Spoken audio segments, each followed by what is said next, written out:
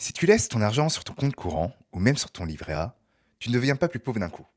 Mais petit à petit, ton pouvoir d'achat diminue et ce qui rend ça dangereux, c'est que tu ne le vois pas. Tu regardes ton application, tu vois toujours 10 000 euros, mais ce que tu peux acheter avec ces 10 000 euros, ça baisse. Et pour comprendre pourquoi, il faut parler d'un sujet que personne n'aime trop, l'inflation. Alors, très simplement, l'inflation, c'est l'augmentation générale des prix dans l'économie. Et si les prix augmentent, mais que ton argent ne rapporte rien, ton argent perd de la valeur. Pourquoi les prix augmentent? Deux grandes causes.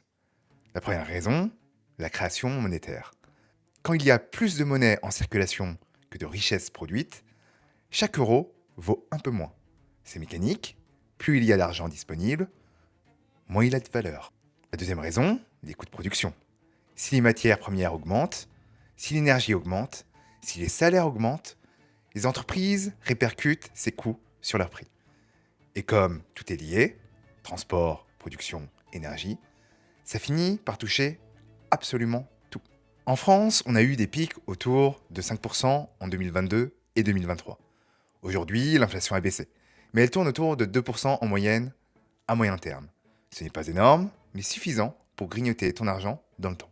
Si tu as 10 000 euros sur ton compte courant dans un an, avec 2% d'inflation, ton pouvoir d'achat réel est équivalent de 9 800 euros.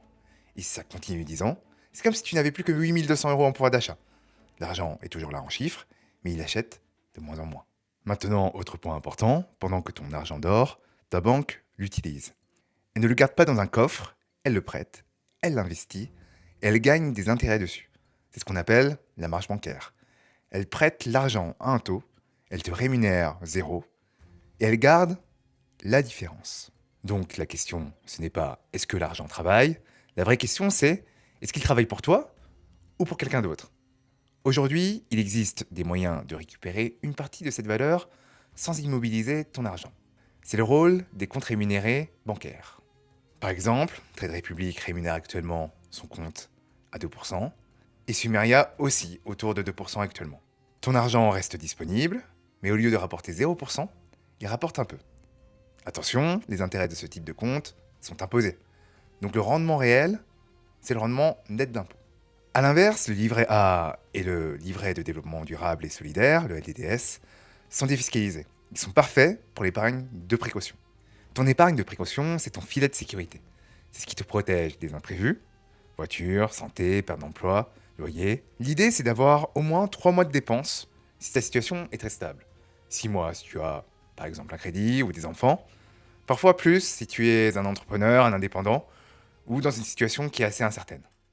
Mais une fois cette réserve constituée, laisser plus d'argent dessus devient une véritable perte d'opportunité. Donc, après le livret A, tu as plusieurs options. Toujours en restant sur des placements qui sont relativement liquides. On peut parler des livrets boostés, mais ici les taux changent souvent et sont valables sur une période limitée. On peut parler aussi des fonds euros, en assurance vie, des rendements généralement qui fluctuent entre 2% et 4% selon les contrats, et qui ont une bonne stabilité. Ou encore les obligations court terme, par exemple les bons d'État. Certains pays offrent autour de 4% en ce moment.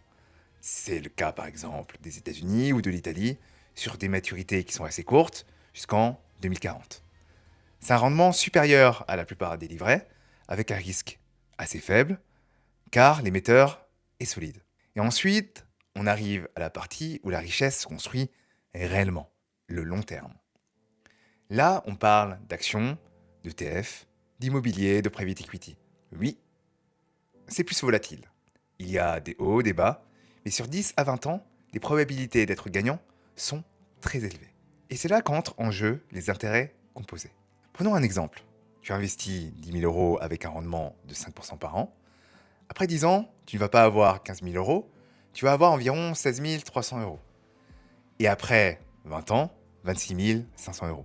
Ce n'est pas de la magie, c'est juste que tes gains produisent d'autres gains. Les personnes qui s'enrichissent ne laissent jamais tout leur argent dormir. Elles gardent une partie liquide pour la sécurité et elles laissent une autre partie travailler dans le temps.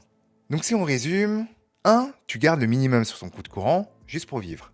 2. Tu construis ton épargne de précaution sur le livret A, le LDDS, 3 à 6 mois selon ta situation. 3. Le surplus liquide, compte rémunéré, fonds euros, obligations court terme. 4. Le long terme, des ETF, des actions, l'immobilier, private equity, selon ton horizon et ton niveau de risque. Le but, ce n'est pas de tout bouleverser aujourd'hui. Le but, c'est d'éviter de laisser dormir ton argent pendant que sa valeur baisse. Et bien sûr, rien de ce que je te dis n'est un conseil en investissement. Renseigne-toi, adapte à ta propre situation, ton horizon et ton profil de risque. Mais ce qui est certain, c'est que l'argent qui dort perd de la valeur, l'argent qui travaille construit de la valeur. Si tu veux qu'on approfondisse un sujet, assurance vie, obligations, compte rémunéré, ETF, dis-le dans les commentaires. Et si tu veux soutenir la chaîne, like, commente, abonne-toi, ça aide énormément. Voilà, c'était tout pour moi. Et je te dis à très bientôt.